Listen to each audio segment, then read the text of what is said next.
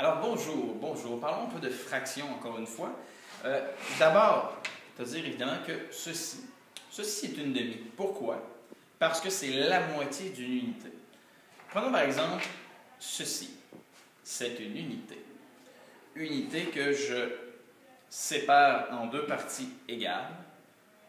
Elle est toujours une unité. Elle est soit une unité ou 2 sur 2. Okay? Deux parties sur une unité coupée en deux. Donc 2 sur 2, 1. Une unité, 2 sur 2.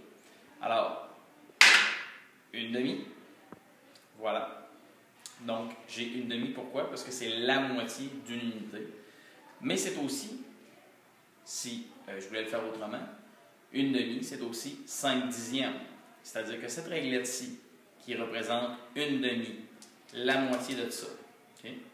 Si je prends la réglette et que je la coupe en 10 morceaux, on va se rendre compte que 5 morceaux collés bout à bout, ça représente aussi une demi. Donc, quand on parle de fraction équivalente, on repart du début. On vient ici, merci.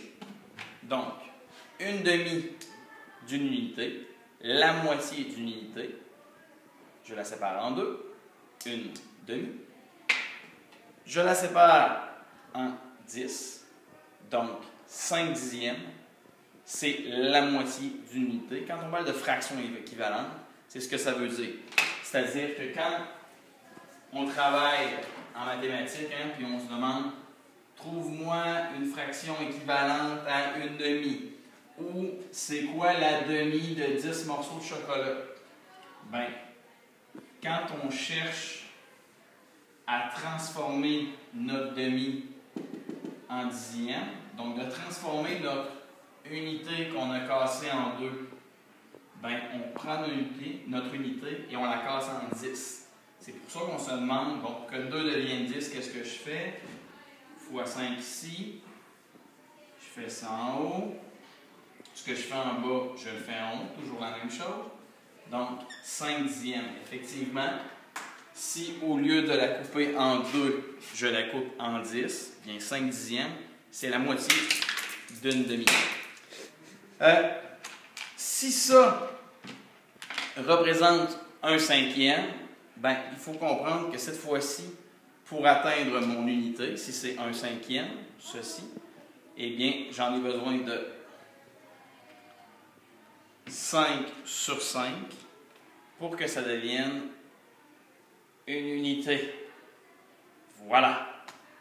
Donc ici, j'ai 2 cinquièmes.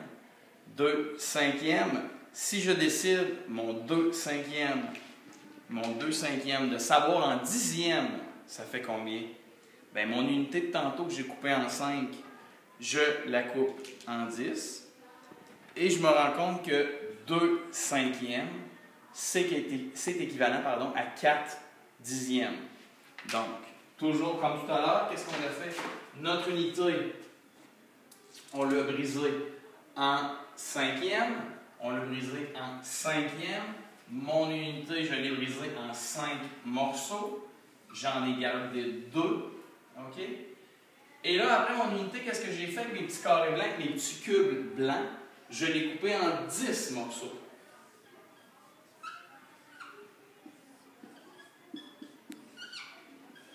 Et effectivement, que mon unité soit coupée en cinquième et que je prenne 2 morceaux, ou que mon unité soit coupée en dixième et que je prends 4 morceaux, c'est équivalent, c'est la même chose, les réglettes nous le prouvent. Vous en parlez en classe avec Mme Karine ou moi-même. Merci, au revoir.